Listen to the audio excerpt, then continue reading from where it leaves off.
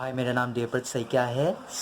आज मैं आप लोग के साथ एक किताब के बारे में शेयर करना चाहता हूँ जिस किताब ने मेरी ज़िंदगी पे काफ़ी सारे पॉजिटिव चेंजेस लाए हैं, और वो किताब है ये think and grow rich, Napoleon Hill द्वारा लिखित किताब है। इस किताब में मैंने एक चीज़ पढ़ी है, वो है कि अगर आप किसी चीज़ को पाना चाहते हो तो फिर उस चीज़ के लिए आपको एक प्लान बनाना ज़रूरी है। तो वो प्लान कैसे आप कैसे आप वो चीज़ करेंगे। तो यहाँ में लिखा, इसका जो सेकंड चैप्टर है कि डिज़ायर, वहाँ में लिखा था 6 ways to turn desires into goal. मैं आपको ये पढ़ के सुना रहा हूँ। The method by which desires for riches can be transmitted into its physical equivalent consist of 6 definite practical steps. First, fix in your mind the exact amount of money you desire. अपने mind में सोचे कितना पैसा चाहिए। It is not sufficient merely as to say I want plenty of money. Be definite as to the amount. आपको definite होना पड़ेगा कितना पैसा चाहिए। फिर determine exactly what you intend to give in return for the money you desire. आप उस चीज़ को पाने के लिए, मतलब यहाँ पे पैसा क्या कहा गया है, पर मैं ये कहूँगा कि वो चीज़ कोई भी चीज़ हो सकती है। वो जॉब हो सकती है, आपका पोजीशन हो सकता है, या पैसा हो सकता है। अब उस चीज़ के बदले में, चीज़ को पाने के बदले में क्या देंगे आप। फिर थर्ड, एक डेफिनिट डेट एस्टेब्लिश कीजिए।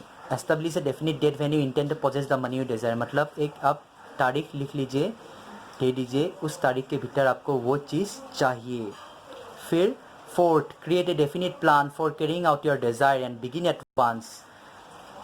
आपको एक डेफिनिट प्लान लिख लीजिए कागज़ पे, और उस प्लान को बिगिन कीजिए। फिर write out a clear, concise statement of the amount of money you intend to acquire. Name the time limit for each acquisition. State what you intend to give in return for the money and describe clearly the plan through which you intend to accumulate it. मतलब आपका जो plan है उस कागज़ पे पूरा definite और clearly तरीके से लिख लीजिए।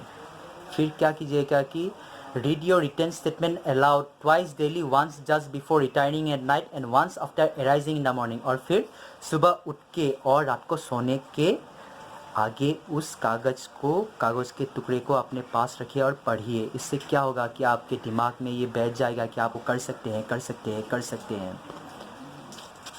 फिर इस किताब में था कि आपको किसी भी अगर चीज़ को पाना है, आपको स्पेशलाइज नॉलेज होना बहुत ज़रूरी है। मतलब स्पेसिफिक ज्ञान, उस चीज़ में आपको स्पेसिफिक नॉलेज होने से आपको सक्सेस मिलेगी। और इस किताब में था कि परसिस्टेंस, मतलब किसी भी काम को करने के लिए आपका उस काम में कॉन्टीन्यूअस एफर्ट देना बहुत ज़रूरी है। और इस किताब में दिया गया था कि आपका जो दिमाग है, किसी भी चीज़ को करने से पहले उसको स्टिमुलेट करना बहुत ज़रूरी है। जैसे यहाँ में दिया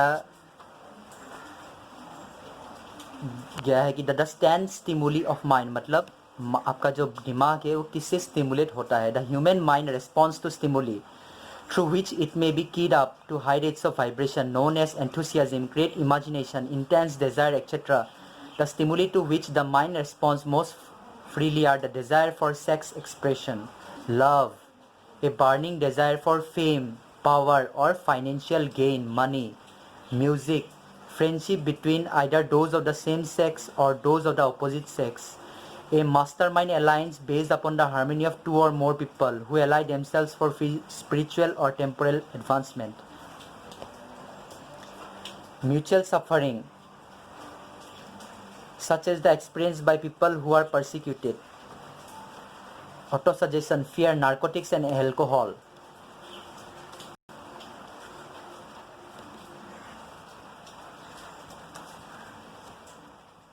ये हो गया कि 10 स्टिमुली ऑफ माइंड, जिससे आप अपने दिमाग को स्टिमुलेट करके काम में लगाना चाहिए। इस किताब के बारे में ओवरऑल मैं यही कहूँगा कि किसी भी काम को करने के लिए आपको एक पॉजिटिव सोच रखना बहुत ज़रूरी है। खुद पे विश्वास करना बहुत ज़रूरी है। उस चीज़ पे आपको स्पेशलाइज ज्ञान होना बहुत ज़रूरी है। फिर एक प्लान बनाइए, उस प्लान को हमेशा पढ़िए, रात को सोने से पहले, सुबह उठ के पढ़िए, विजुअलाइज़ कीजिए अपने दिमाग पे कि वो हो रहा है, तो आपका काम बन जाएगा। फिर यहाँ में लिखा गया है कि आपको किसी भी सक्सेस पाने के लिए आपका हेल्थ जो है कि बहुत ज़रूरी है, मतलब आपका स्वस्थ रहना बहुत ज़रूरी है। इसके लिए आपको एक्सरसाइज करना पड़ेगा, प्राणायाम करना पड़ेगा, योगा करना पड़ेगा। आप ऐसे ही तो कोई भी सक्सेस नहीं पा सकता जीवन में, क्योंकि आपका हेल्थ जो है कि बहुत ज़रूरी है। फिर हमें कहा गया था कि आपको जो ह्यूमन लाइफ में 6 बेसिक फ़ियर है, जैसे कि the fear of poverty, the fear of criticism, लोग क्या कहेंगे मैं ये अगर ये काम करता हूँ, the fear of loss of love of someone, अगर मैं ये काम करता मैं मगर मेरी मतलब पत्नी मुझे छोड़ के चली जाए, मेरा हस्बैंड मुझे छोड़ के चली जाए, या मैं जिसके साथ प्रेम करता हूँ वो मुझे छोड़ के चली जाए तो क्या होगा।